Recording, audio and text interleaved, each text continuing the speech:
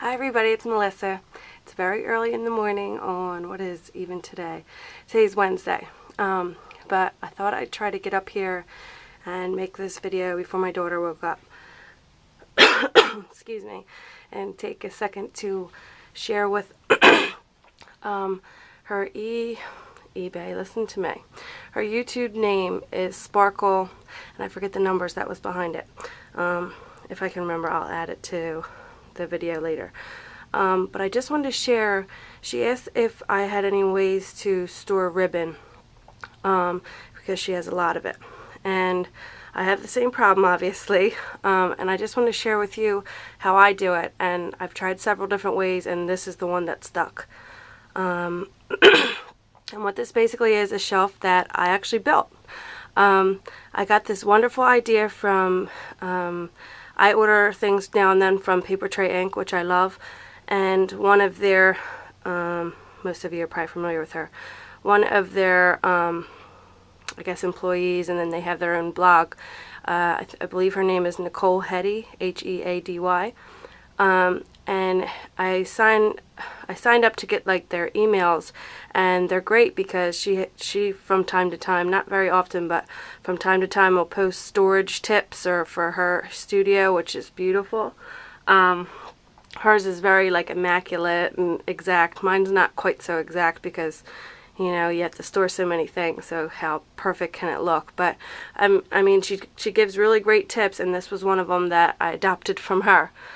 She even gave instructions, so keep your eye out for a part 2 video for anybody who's interested in making this ribbon shelf. Now, keep in mind, some of you may be like, I don't know how to make, you know, I am not handy at all. I mean, when I hang shelves, I just eyeball it and say, oh, I hope that's straight.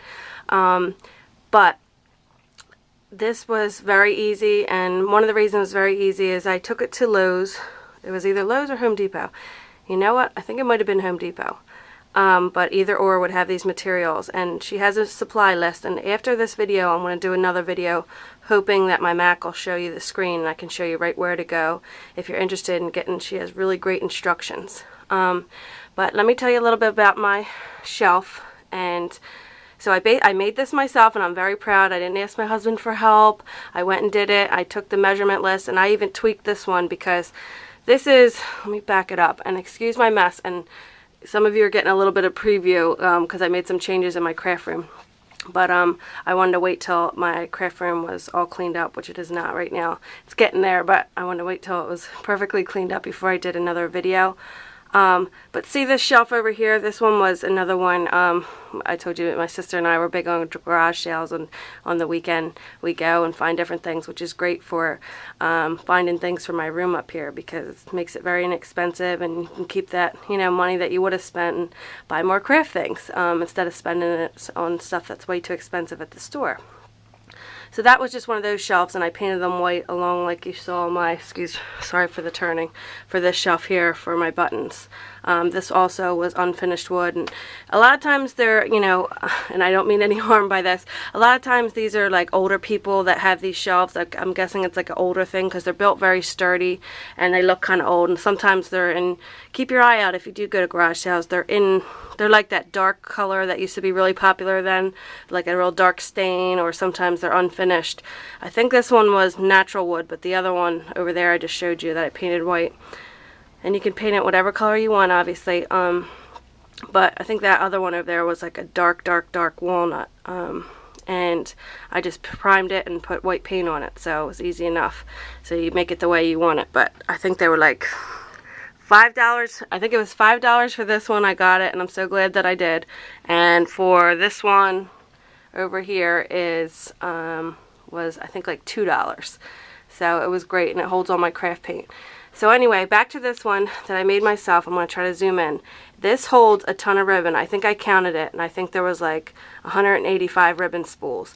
Now, of course, it depends on, like, most of these are regular width ribbon, but there's a few on there, like in the yellow section, if you see there. Some of the thicker ones and different ones I got at Michael's, but, so yeah, see that snowflake one's a little bit thicker than usual, the green one. So probably would hold even more if they were all basic size. So This has almost all my ribbon on there. I have a little bit more, like down here is my paper tray ink ribbon, and I still have a few more I need to put on there. But this holds a lot of ribbon.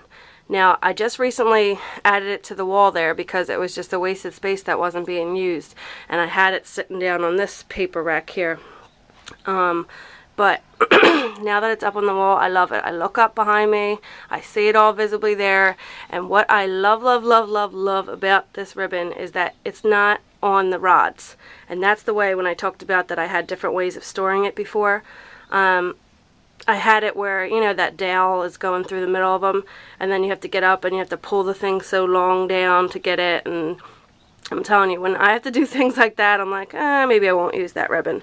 I know it's terrible, but I'm just being honest. So this is how I need to have it, so it's just easy, pull it out. Because half the time, I'll think I want that ribbon, I'll get on my paper, I'm like, oh, this isn't the green I want, or, you know, so here I would have unraveled it all for no reason, not to mention how messy they look with all the, you know, the ends hanging off. So I'm going to cover you up as I walk over there, and I'm going to give you a little closer look. Now, I painted this myself, so I didn't do perfect, but I'm going to share it with you so I can kind of show you. And I'm sure people, you know, you can do an even better job out there. But behind it is the white beadboard, and I just went to, like I said, Home Depot with my measurements, but I changed up my measurements a little because I wanted it to fit in this area. And as I talked about before, the, you know, my odd ceilings, because we're upstairs, so you kind of have to work with the space you have. So I measured to try to get as many rows of these as I could, but I think it's basically the same as what she has, but I just had to fit it in this area. So let's see, there's 1, 2, 3, 4, 5, 6 rows on mine, and you could easily add more if you had more space. You could cut a couple rows off if you had less. You could bring, like some of these rows I left down a little more space in case there's really huge ribbon that's going in there, so I gave myself options.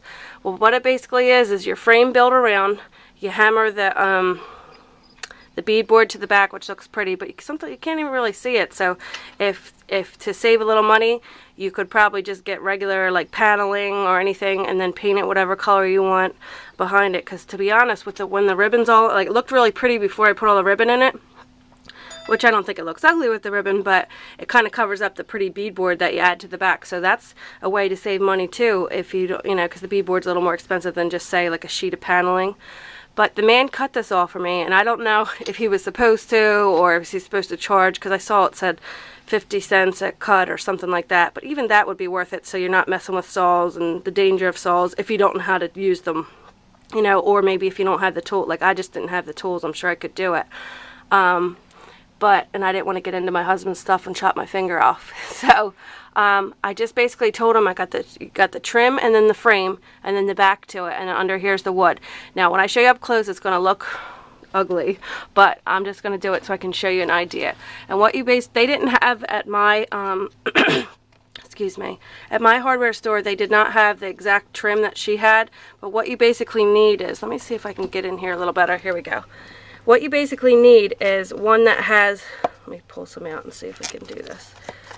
Okay, you need one that has a lip on it, just that's going to hold the ribbon in, because they'll roll forward. And you just basically need, let me put these back in here. You just basically need something that's going to hold. Now, of course, I'm not going to be able to get that back in one-handed. There we go. You need just something that's going to be a stopper for it here at the bottom. So that's how, you know, all these are. So this was just a basic trim, and it was really inexpensive. I think it came, like, you could get it where it's primed, or you could get it plain. I think I got it primed because I knew I was going to paint it white. And the beadboard came in white, which I don't know if it gave you another option, but that would probably be cheaper if you didn't get it already in white. And you could, of course, do this in natural wood color, maybe, if that's what you have in your room, or stain it dark, or paint it black, or paint it, you know, whatever color that your craft room is, or whatever color you prefer. But this has been the best way, and that for that exact reason is because if I want this color, I can just pull it out, check it out, say, oh, I like it, or no, it doesn't really go on that page, and you put it right back in. And there's no, you know, like I'm going to show you the website on this next video of where to find this and how it's made and everything like that. But she has like all the paper tray ink ribbon, and this obviously is not all paper tray ink. A lot of it's from Michael's. My paper tray ink ribbon, I don't have very many, but I keep them down there because that's that perfect match, and I match it with my cardstock. But all this is just what I've collected over time. I have a little bit more, but this really houses mainly the majority of the collection of my ribbon. And the way I store to keep it neat on here, and I usually have them turned to the back, but I was just messing with it to show you. But these are, and you don't have to use these fancy ones, this is just what I had, but these are stick pins, but you can use any pin. And just those of you who don't know, you can, once you use a piece and you have a flap up, and instead of having them all messy all over, you just stick the little pin in it, and then I just keep them to the back usually. Turn them to the back, so that way it's easy to find. Like before I was doing tape, but then tape would stick to the cardboard part, and it'd be hard to find, but you just put the pin in it, and that way you can, next time you're ready to use it, you just easily find where it ends, and it keeps it neat on your rack. So I just want to share with you, and all the I have my receipt, and I mean, you have to do a little bit of work as far as your painting, and putting it together. And I just use, like, this is so terrible, but I just used these little nails that I had, and I painted over them. But because I think, how did they have it on?